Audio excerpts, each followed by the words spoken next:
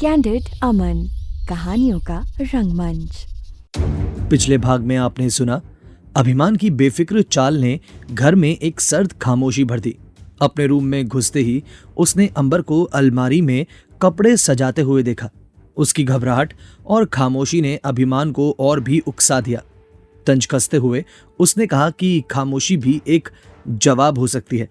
अंबर ने कोई रिएक्शन नहीं दिया, लेकिन उसकी घबराहट साफ झलक रही थी। अभिमान ने उसे उकसाने के लिए उसकी मां की तबीयत का जिक्र किया, जिससे अंबर ने गुस्से और दर्द भरे लहजे में जवाब दिया कि उसे अपनी मां से बात करनी है। अभिमान ने दिखावे के लिए फोन डायल किया, लेकिन अंबर की मॉम ने फोन नहीं उठाया। उसने तंज कसते हुए कहा कि शायद उसकी मां भी उससे नाराज है। अंबर बार बार गुजारिश करके अभिमान को दोबारा कॉल करने के लिए कहती है, लेकिन इस बार फोन उठ जाता है। लेकिन एसआर ने फोन संभाल लिया होता है।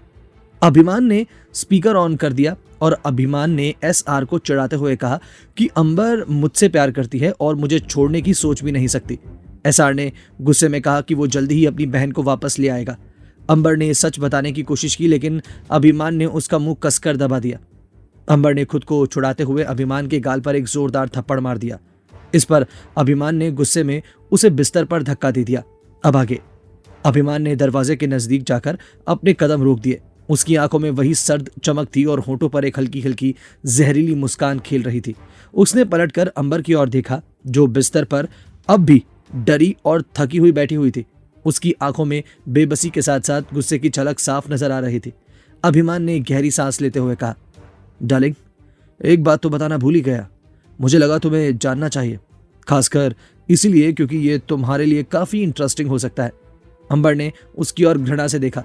उसकी आवाज में कड़वाहट थी। आपकी बकवास सुनने का कोई शौक नहीं है मुझे। बेटर होगा कि आप यहां से चले जाएं। अभिमान ने उसकी बात अनसुनी करते हुए एक कदम उसकी ओर बढ़ा दिया। उसकी चाल धीमी थी, लेकिन उसमें वही घमंड झलक रहा था। उसने गहरी आवाज में कहा, बकवास? नहीं डार्लिंग, ये बकवास नहीं, बल्कि ये ऐसा सच है जिसे सुनकर तुम्हारा दिल पिघल जाएगा। अंबर ने उसकी ओर घूरते हुए कहा, मुझे आपके किसी सच में कोई दिलचस्पी नहीं है। आप बस यहां से चले जाइए। अभिमान ने हंसते हुए कहा, इतना गुस्सा क्यों हो रही हो? तुम्हारी लाइफ के बारे में बात कर रहा हूं और तुम इसे इग्नोर कर रही हो।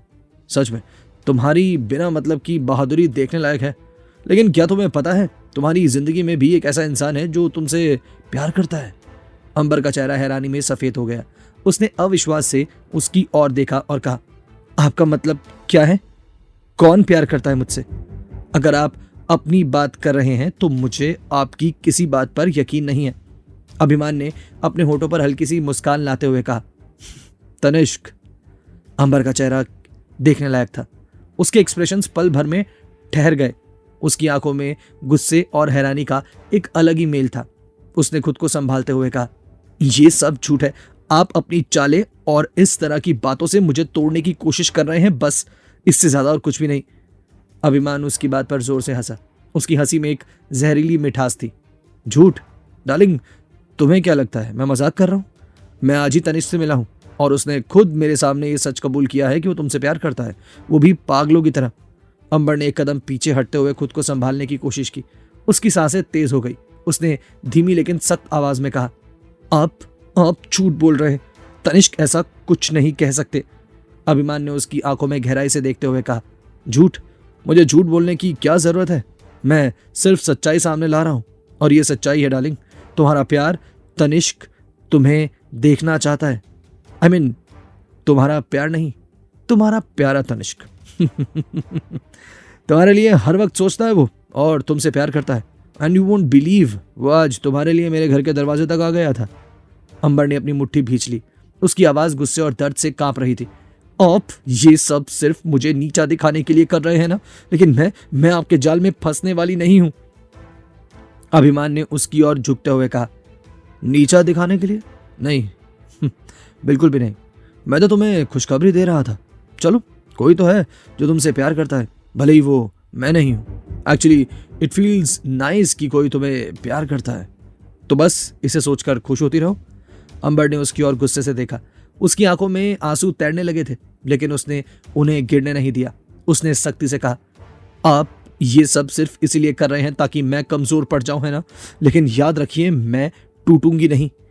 अभिमान ने धीमी हंसी के साथ कहा।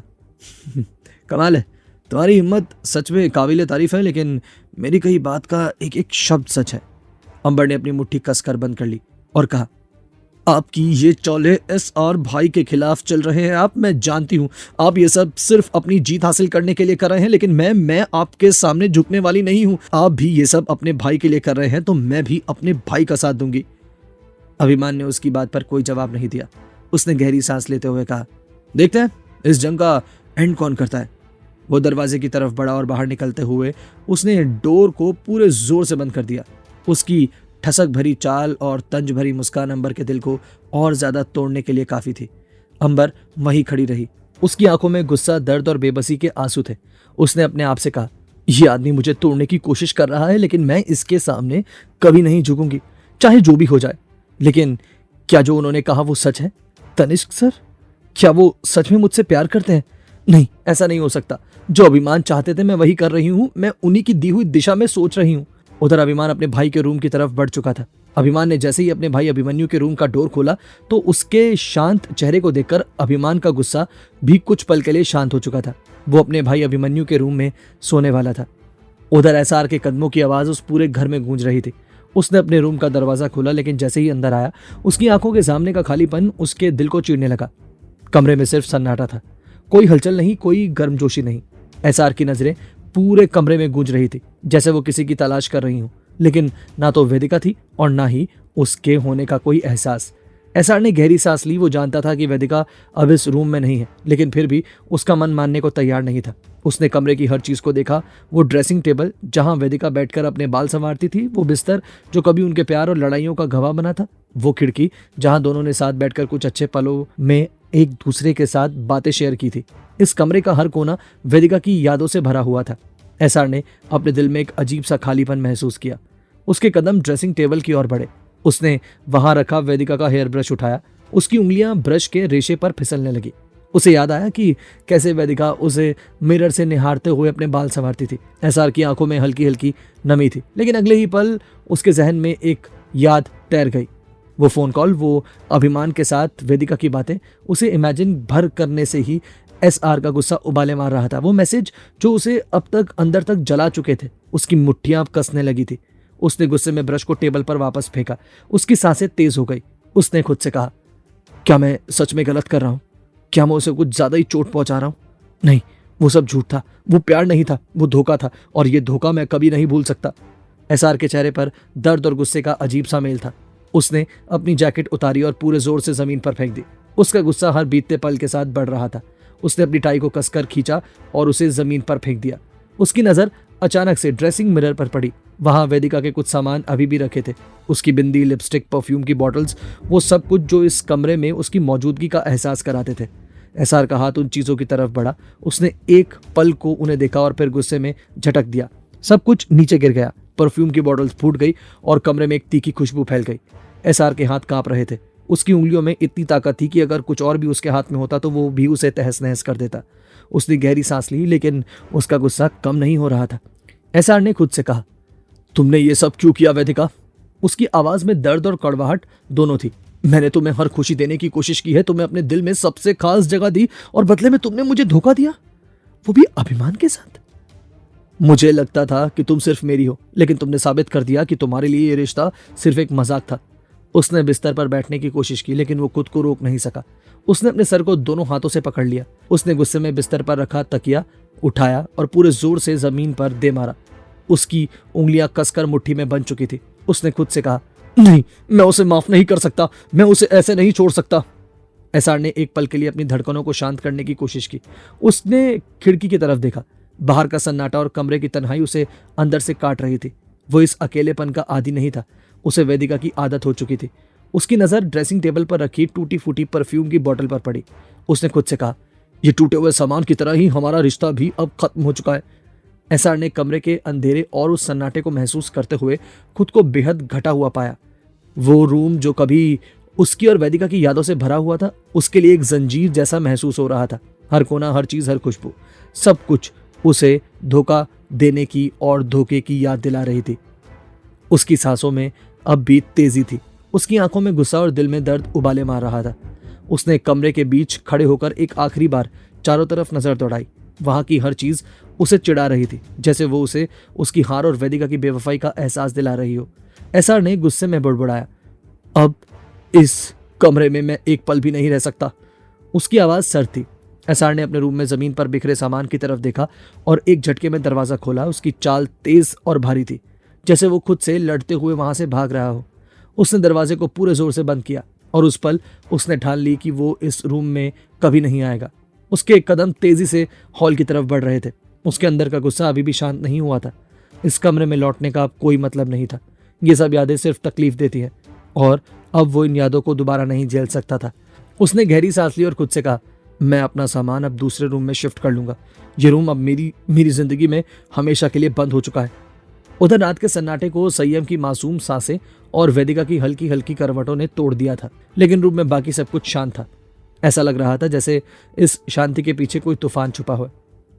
बाहर की हल्की चांदनी खिड़की से छनकर कमरे में आ रही थी। उसी रोशनी में नताशा की परछाई धीरे धीरे वेदिका के कमरे में दाखिल हुई। नताशा के कदम बेहद धीमे और सावधान थे। उसके चेहरे पर एक अजीब सी सर्द लेकिन खतरनाक मुस्कान थी। उसकी आंखों में जलन और नफरत का समंदर साफ झलक रहा था। उसके हर कदम में एक ठहराव था, जैसे वो खुद को काबू में रखने की कोशिश कर रही हो। वेदिका अपने बिस्तर पर संयम के साथ सोई हुई थी। उसकी थकी हुई सांसें और चेहरे पर शांति देखकर कोई भी समझ सकता था कि वो कितनी टूटी हुई थी। लेकिन नताशा को यह सब देखकर गुस्सा आ रहा था। वो धीरे धीरे बिस्तर के पास आई और सिरहाने खड़ी हो गई। उसकी आंखों में जलती हुई नफरत थी और उसका चेहरा इस गुस्से की वजह से कठोर हो चुका था। उसने बेहद धीमे स्वर में लेकिन ऐसे लहजे में कहा जैसे हर शब्द जहर से लबरेज हो, तुम्हें जिंदा देखना मेरे लिए सबसे बड़ी सजा है वेदिका। तुम्हारे सांस लेने से मुझे घुटन महसूस होती है। तुमने एसआर को मुझसे छीना था और अब मैं तुम्हें उससे दूर करके रहूंगी, फिर चाहे मुझे कुछ भी करना हो।